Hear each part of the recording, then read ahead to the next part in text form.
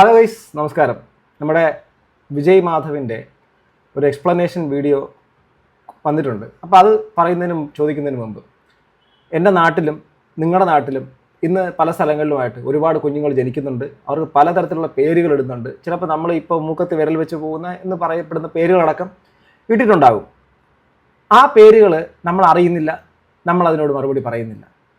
ഈ social media എന്ന് പറയുന്ന ഈ കാലഘട്ടത്തിൽ അവരവരുടെ കുടുംബകാര്യത്തിൻ്റെ അകത്തുള്ള കാര്യങ്ങൾ പബ്ലിക്കിലേക്ക് വന്ന് പറയുകയും അത് നിങ്ങൾക്ക് ഇഷ്ടപ്പെടണം എന്ന് പറയുകയും ഈ കാര്യം നമ്മുടെ മുമ്പിലേക്ക് ഇടുകയും അതിനുശേഷം അവർ അഥവാ കേൾവിക്കാർ അഥവാ ഇവരെല്ലാവരും വളർത്തിവിടുന്ന അല്ലെങ്കിൽ എന്നെപ്പോലുള്ള മറ്റുള്ള ക്രിയേറ്റേഴ്സിനെ പോലെ ആൾക്കാരെ വളർത്തിവിടുന്ന വ്യൂവേഴ്സ് അഥവാ സബ്സ്ക്രൈബേഴ്സിനെ അവരോട് പുച്ഛിച്ചുകൊണ്ട് നിങ്ങൾ ഈ പറയുന്നതെല്ലാം അനാവശ്യമായിട്ടുള്ള കുട്ടിയെ വളരെ മോശപ്പെടുത്തിക്കൊണ്ടുള്ള അടക്കം പറയുന്നു എന്ന് പറയുന്നതിനെ നിങ്ങൾ യോജിക്കുമോ?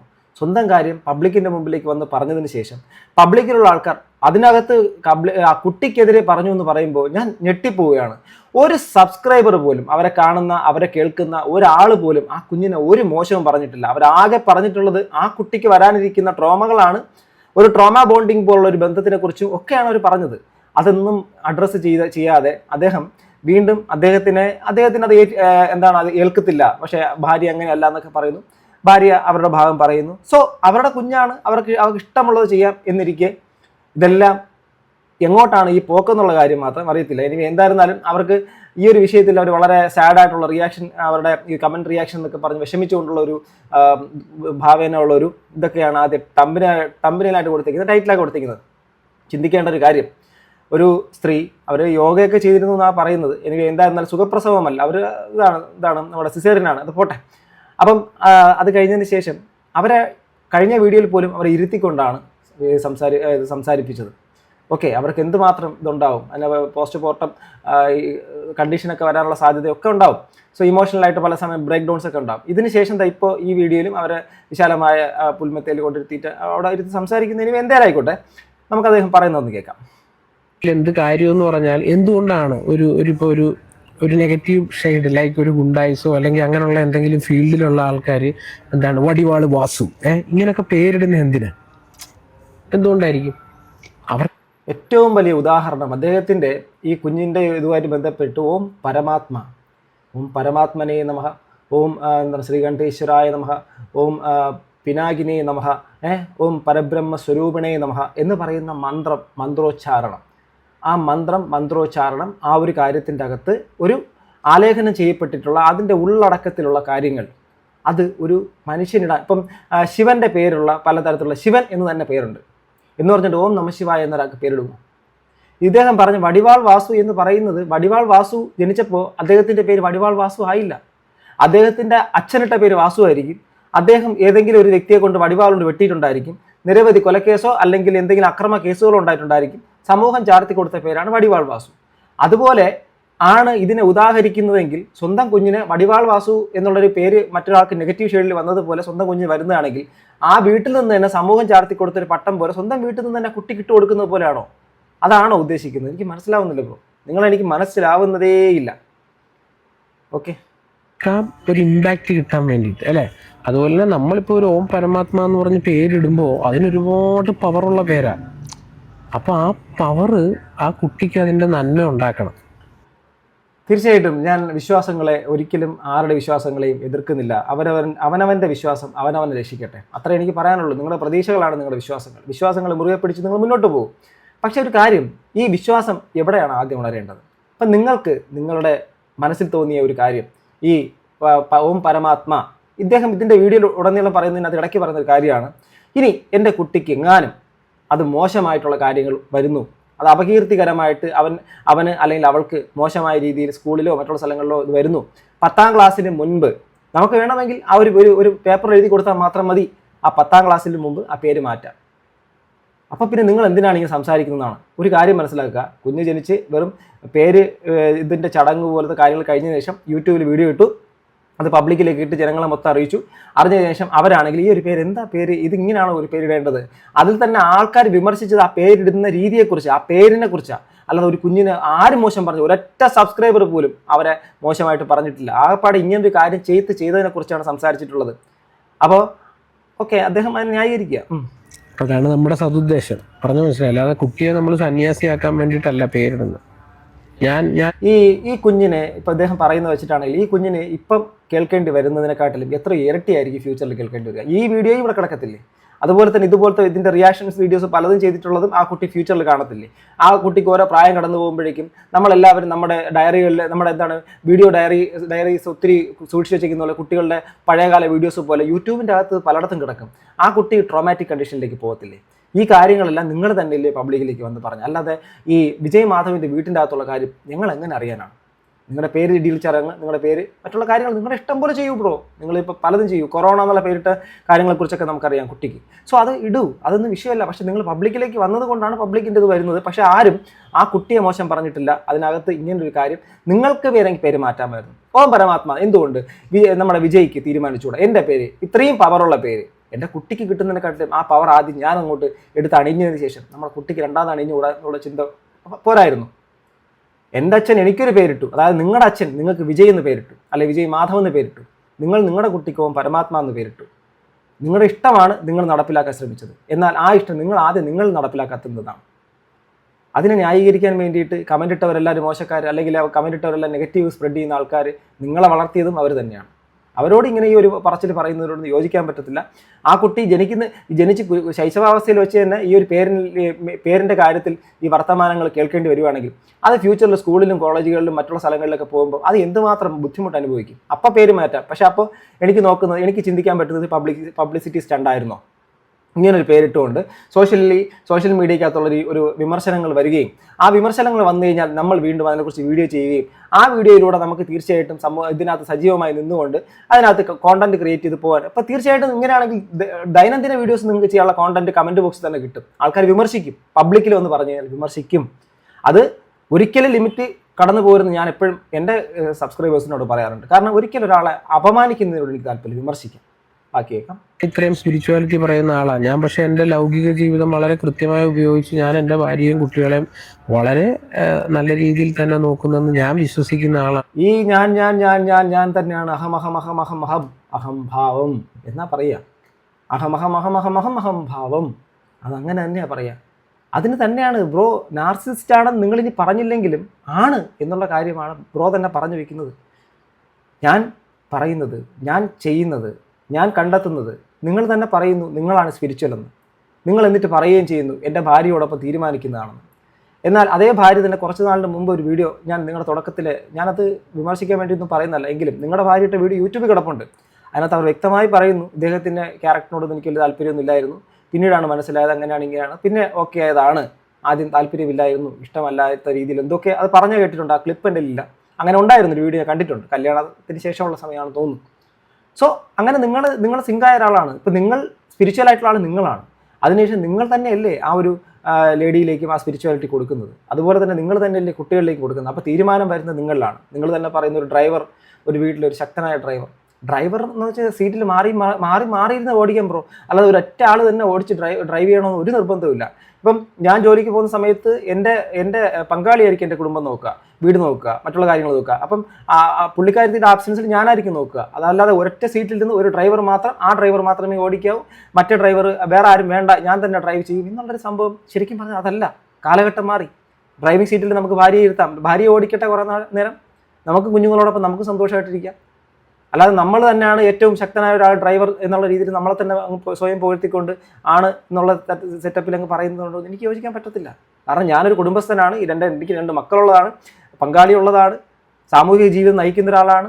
ഇതുപോലുള്ള നിങ്ങൾ ഈ ചിന്തിക്കുന്ന തരത്തിലല്ലെങ്കിലും മറ്റൊരു തരത്തിൽ സ്പിരിച്വൽ ആയിട്ട് കണക്റ്റഡാണ്. അതൊരിക്കലും മറ്റൊരു അന്ധവിശ്വാസത്തിൻ്റെ പുറകെ പോകാത്തതുമാണ്. ഞാൻ അത്യാവശ്യം ബ്രാൻഡഡ് ഫോണും വാച്ചും എല്ലാം ലൗകിക മെറ്റീരിയലിസ്റ്റിക്കലി എല്ലാം ഞാൻ എൻജോയ് ചെയ്ത് തന്നെ ജീവിക്കുന്ന ഒരാളാണ്. അതിൻ്റെ കൂടെ ഞാൻ എൻ്റെ സ്പിരിച്വാലിറ്റിയും കൊണ്ടുപോകുന്നതേ ഉള്ളൂ.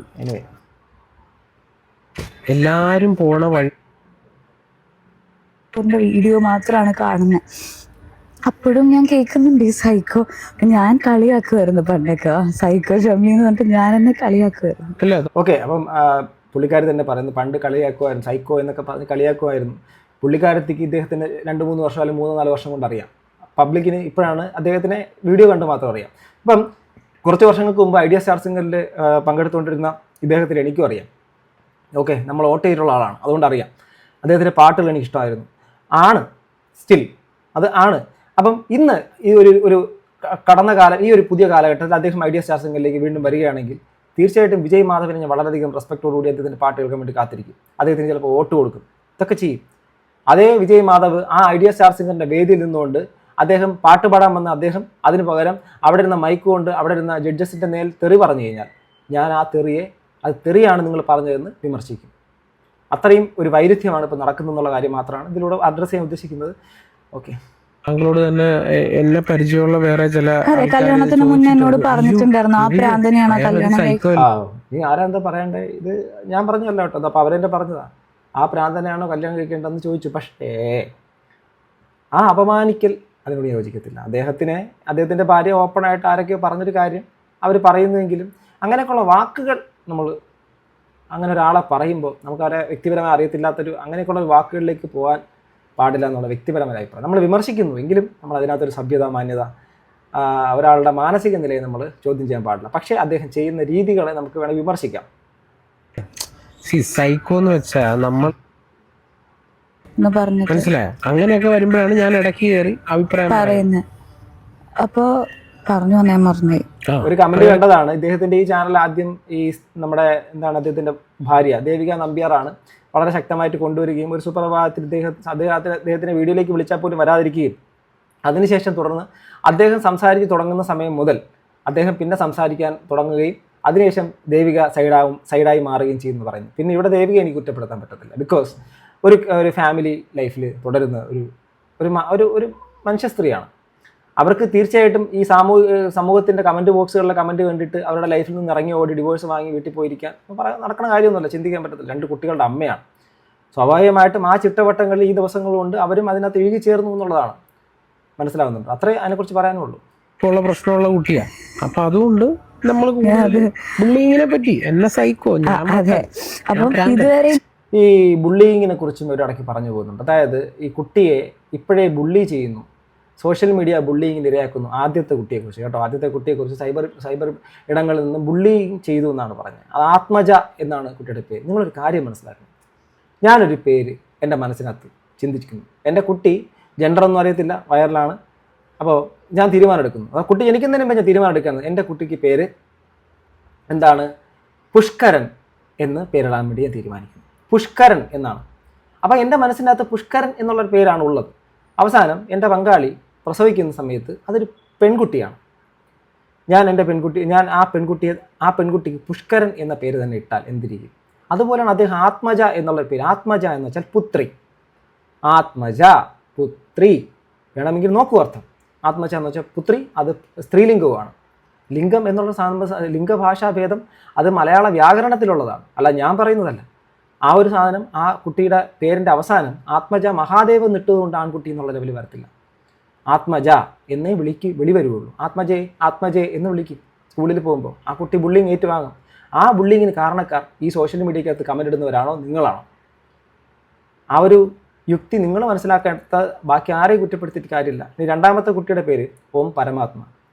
പരമാത്മ എന്നിട്ടാൽ പോലും വലിയ കുഴപ്പമുണ്ടാവില്ല. ഈ പരമാത്മാവ് ആരാണെന്നറിയോ? ആത്മാക്കളുടെ എല്ലാത്തിൻ്റെ കേന്ദ്രമാണ് പരമാത്മാവ്. മരണത്തിന് ശേഷം ആത്മാവ് ശരീരത്തിൽ നിന്ന് സ്വതന്ത്രമാകും എന്നാണ് വിശ്വാസം. ഹിന്ദു മെത്തോളജി പ്രകാരം, മറ്റുള്ള മതങ്ങളുടെ വിശ്വാസപ്രകാരമൊക്കെ അങ്ങനെയാണ്. ആത്മാവ് വേർപെട്ടതിന് ശേഷം പരമാത്മാവിങ്കൽ ലയിക്കുന്നു. അഥവാ ആത്മാക്കളുടെ ഒരു രാജാവെന്നോ അല്ലെങ്കിൽ ദൈവമാണെന്നോ അതിൻ്റെ തന്നെ കേന്ദ്രം അവിടെയാണെന്നൊക്കെ പറയാം. അതായത് മരണത്തിന് ശേഷമുള്ള ആത്മാക്കളുടെ ഒരു കേന്ദ്രത്തിനെയാണ് ഒരു കുട്ടിയുടെ പേരായിട്ട് പരമാത്മാവ് ഇട്ടേക്കുന്നത്. പരമാത്മാവിനെ നമ്മൾ വിളിക്കും ഓം ഹയഗ്രീവായ നമഃ എന്നൊക്കെ പറയും. നമ്മൾ ആ കുട്ടിക്ക് പേരിടുമോ? ഓം വാസുദേവായ നമഃ എന്ന് നമ്മളൊരു കുട്ടിക്ക് പേരിടുമോ? ഓം വാസുദേവായ നമഃ എന്നുള്ള ഒരു പേര് നമുക്കിടാം, വാസുദേവൻ എന്നിടാം. അതിനകത്ത് ഓം വാസുദേവൻ എന്ന് ആരെങ്കിലും ഇടുമോ? ഓം പ്രകാശ് എന്നുള്ള പേരുണ്ട്. പിന്നെ കഴിഞ്ഞ ദിവസം വീഡിയോക്കകത്തുണ്ട് കാളിദാസ് എന്നുള്ള പേര്. കാളിദാസൻ പണ്ടേ ഉണ്ട്. ഓം പ്രകാശ് എന്നുള്ളൊരു പേരുണ്ട്. ആ പേരിൻ്റെ അകത്ത് തന്നെ ഉണ്ട് അതൊരു പുല്ലിംഗമാണോ സ്ത്രീലിംഗമാണോ. ഇത് അങ്ങനെ ഒന്നും ചിന്തിപ്പിക്കാത്ത മറ്റൊരു തരത്തിൻ്റെ പരബ്രഹ്മം, ഓം പരബ്രഹ്മം എന്നൊരു കുട്ടിക്ക് പേരിടാൻ പറ്റും. അതുപോലത്തെ ഒരു വൈരുദ്ധ്യമുള്ളതാണ്. അത് മനസ്സിലാക്കണം നിങ്ങൾ. എനിക്ക് അത് ആൻസർ ചെയ്യണം എന്ന് തോന്നിയിട്ടേ ഉണ്ടായിരുന്നില്ല. ഇതുവരെ തോന്നിയിട്ടുണ്ടായിരുന്നു. ഫോൺ എന്തോ കുട്ടി കരഞ്ഞപ്പോൾ ഞാൻ ഓഫാക്കാൻ പോയപ്പം ഒരു വീഡിയോ കണ്ടു. ഞാൻ വീഡിയോ നോക്കാൻ പോയില്ല. കമന്റ്സ് ഞാൻ വായിക്കാത്ത ആളാണ്. ഞങ്ങളുടെ കമന്റ്സ് ഞാൻ വായിക്കാറില്ല. കാരണം എനിക്കെന്തോ മാഷ് എല്ലാം ഇരുന്ന് വായിക്കും. ഞാൻ അങ്ങനെ ഇതിനാണ് ഒരാളെ കളിയാക്കേണ്ട കാര്യം. അതൊരു തെറ്റല്ലേ? അങ്ങനെ ആരാലും കളിയാക്കപ്പെടാത്ത രീതിയിൽ വേണം നമ്മൾ നമ്മുടെ കുട്ടികളെ വളർത്താൻ. പിന്നെ ആരാലും കളിയാക്കപ്പെടാതിരിക്കുന്ന രീതിയിൽ വേണം നമ്മൾ നമ്മുടെ കുട്ടിയെ വളർത്താൻ. ആരോടാണ് ഇത് പറയുന്നത്?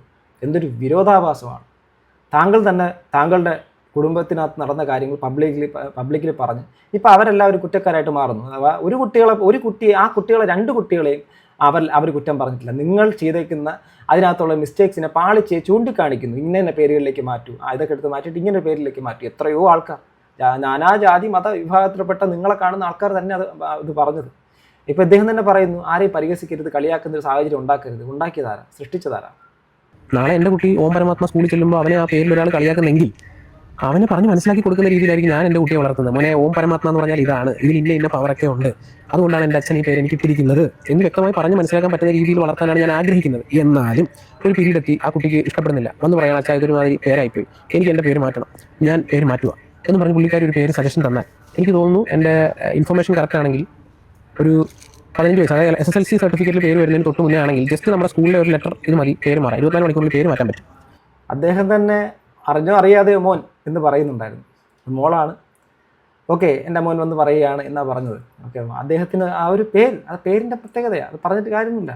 അദ്ദേഹം തന്നെ എന്നിട്ട് പറയുന്നു, ഇപ്പോൾ ഈ പേരിട്ട് അദ്ദേഹം ഇത്രയും വിവാദങ്ങളും കാര്യങ്ങളും സാമൂഹിക മാധ്യമങ്ങളിൽ ഇതെല്ലാം ഒരു വിമർശനാത്മകമായിട്ട് വരുമ്പോൾ അദ്ദേഹം തന്നെ പറയുന്നു 10ാം ക്ലാസ്സിൽ തരുമ്പോൾ നിങ്ങൾക്ക് വേണമെങ്കിൽ പേര് മാറ്റാമല്ലോ എന്നുള്ള ഓപ്ഷൻ. അതുവരെ ആ കുട്ടി സൈബർ ബുള്ളിങ് അനുഭവിക്കണം, സൈബർ ബുള്ളിങ്ങോ അല്ലെങ്കിൽ അതിൻ്റെ ട്രോമാറ്റിക് കണ്ടീഷനിലെല്ലാം കടന്നു പോകണം. അതെല്ലാം കഴിഞ്ഞതിന് ശേഷം ഇതെല്ലാം ഏറ്റുവാങ്ങി അത് വൈകൃതമായ മനസ്സോടുകൂടിയുള്ള ആൾക്കാർ അതിനെ ഭയങ്കരമായി ഏറ്റുമുട്ടി നാണം കെടുത്ത് നശിപ്പിച്ച് ഒക്കെ ചെയ്തതിന് ശേഷം ഭയങ്കരമായിട്ട് അവസാന നിമിഷം നമുക്ക് 10ാം ക്ലാസ്സിൽ പേര് മാറ്റാമെന്ന് അദ്ദേഹം പറയുന്നത്. അദ്ദേഹത്തിൻ്റെ ഭാര്യ ഇടയ്ക്ക് പറയുന്നൊരു കാര്യമുണ്ട്, ഇന്നത്തെ കാലഘട്ടം മാറി, കുട്ടികൾ പണ്ടത്തെ പോലെ ആരെയും ബുള്ളി ചെയ്തൊന്നുമില്ല സ്കൂളിൽ. ഈ അടുത്ത ദിവസങ്ങളിലാണ് എറണാകുളത്ത് ഒരു സ്കൂളിലൊരു കുട്ടി സൂയിസൈഡ് ചെയ്ത കാര്യം നമ്മൾ വാർത്തയായി കണ്ടുകൊണ്ടിരിക്കുന്നത്. അതും ഭയങ്കരമായിട്ടുള്ള, പണ്ട് കോളേജിലാണ് കണ്ടിരുന്നെങ്കിൽ ഇന്ന് റാഗിങ് സ്കൂളുകളിൽ നടക്കുന്നുള്ള കാര്യത്തിൻ്റെ ദൃഷ്ടാന്തം. അങ്ങനെയുള്ള സമൂഹത്തിൽ നിന്നുകൊണ്ടാണ് ഈ കാലഘട്ടത്തിലെ കുട്ടികൾ അങ്ങനെ റാഗിങ്ങോ ബുള്ളിങ്ങോ ഒന്നും ഇല്ലയെന്ന് പറയുന്നത്.